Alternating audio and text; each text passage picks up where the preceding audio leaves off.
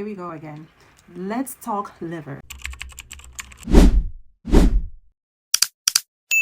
Now that we've gotten all the candy and stuff out the way for February, the Valentines and all that stuff, let's work on detoxing the liver, because the liver is responsible for catching all that fat, cholesterol, secreting bowel for better digestion. We want to make sure the liver is doing what it's supposed to do, which is help us live. Let's talk about detoxing it. Now, they say that the liver is really the first thing you should detox, but I am a big fan of the gut because a lot live there, intuition, all kind of feeding grounds for different organs. But I mean, that's just me. But the next one I am focused on is the liver, because the liver is very important. But the reason why I feel that the liver needs to be secondary to the gut is because the liver is responsible for collecting toxins, fats, and help it get broken down. So if it cannot remove the waste because you're constipated, the liver cannot help you live. It cannot help push things out. What's happening is all the toxins are being recirculated within the body, and this is how the liver tends to get fatty. You see people with a big stomach and they're not pregnant, or men that have a big stomach. Most of the time they have liver issues. Their liver is inflamed. When you understand the connection between this being protruded out and the liver being fatty, you're able to make more sense of it. So if your intestines are clogged and you are initiating some sort of detox or trying to get your body into a groove of it, you have to open up the elimination pathways in order to assist the organ that is trying to flush. And the best way is by cleaning the gut first. So the liver is responsible for secreting bile to break down fats. A lot of people bring in a lot of fats, lots and lots of fats everywhere. I mean, we just eat and don't think twice about it. Even when we go into restaurants, they use a lot of whole milk, heavy whipping cream, stuff like that. When people eat too much fats and eat a lot of processed food, it overwhelms the liver. Your liver is supposed to help you live on.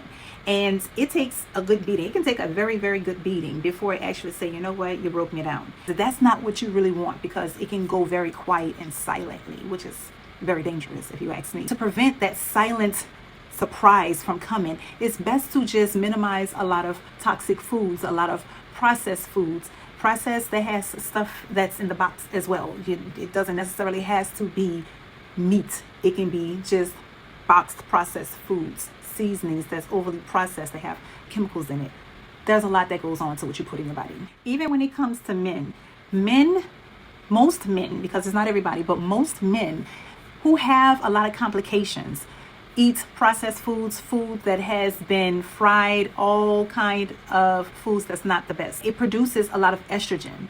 The liver is responsible for taking out excess estrogen. So you have a lot of men out there nowadays that's eating a lot of overly estrogenated types of foods. So if your liver cannot break that estrogen down, cannot take all of the toxins out, cannot secrete bile to make it easy for you to go to the restroom, all of that stuff is being recirculated into that body and it's not eliminating. Now you're full of a whole lot of toxins and estrogens. When it comes to women deal with imbalanced hormones all the time. This is how they get the PCOS and all this different stuff, fibroids, tumors, all this different stuff that happens in the reproductive area, because the liver is overwhelmed with either an imbalance of too much of estrogenated stuff, or it is not balanced because it's not receiving a proper amount of nutrients. So the liver is constantly fighting to remove toxins and also deal with lack of strength to be rebuilt by mineralized foods. So now you have like this fight for life, and it's trying to figure out how to go about it because it's a sour situation. All in all, the liver is big time responsible for eliminating too much of estrogen. And we all know we want our men to stay men.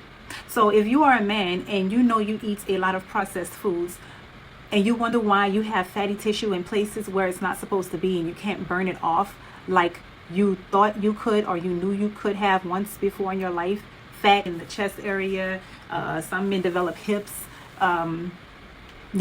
that's because of so much estrogen. And you probably say, well, how do I find estrogen in my food? Soy, so much soy.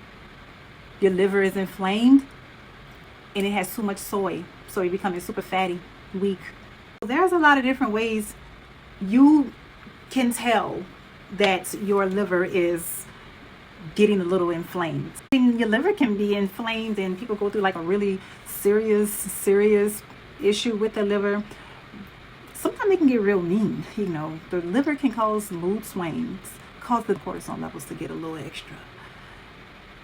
I have a short story, I'm gonna make it really short, where I knew of someone who had liver issues. They had hepatitis, and they were very, very, very mean as their liver was going into a detox space. They got extremely mean.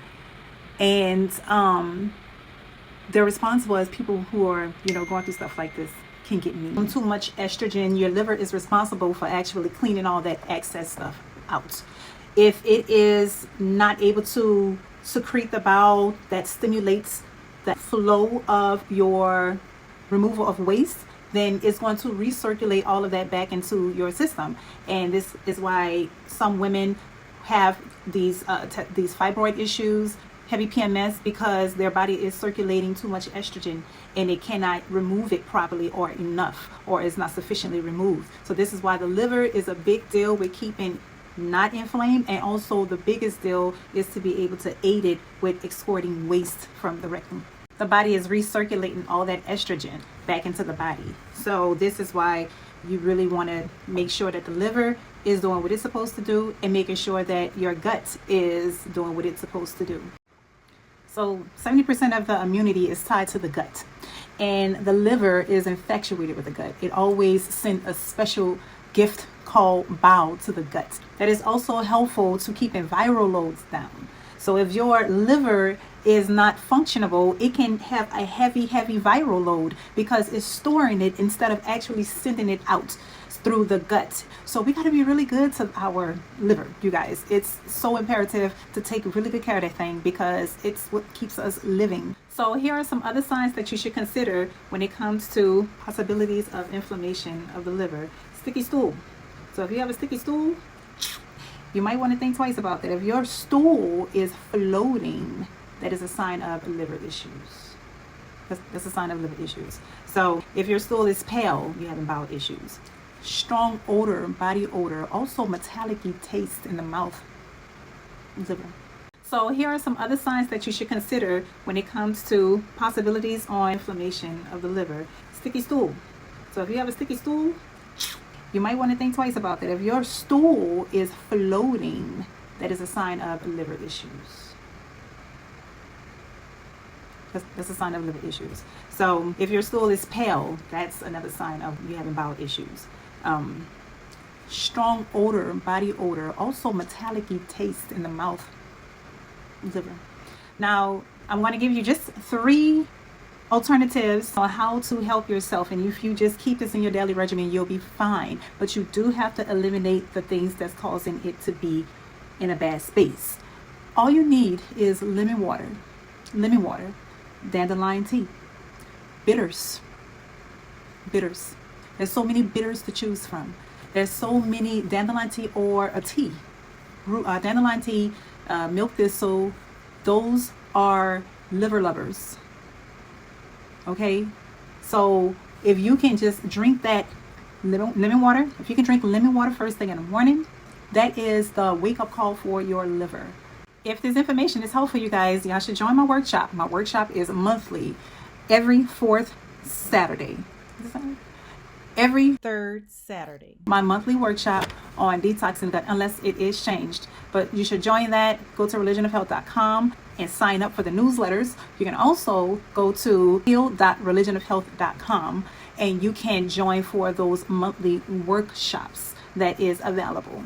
It also has a book that I think you should find interest in, which is my Going Holistic workbook that is meant to help you understand things from a different perspective, a holistic perspective, and also give you the tools, aids that you need to help. So if you guys are like liking this video so far, go ahead and hit the thumbs up button, and be sure to hit the notification so you can catch some more of my holistic tips and more of really a breakdown on a more simple term so you can understand things on a 5th grade level, because you know I like 5th grade level talk. You know, it's easier to digest. But if you like it so far, you can share it and let me know if this was helpful in the comment section. So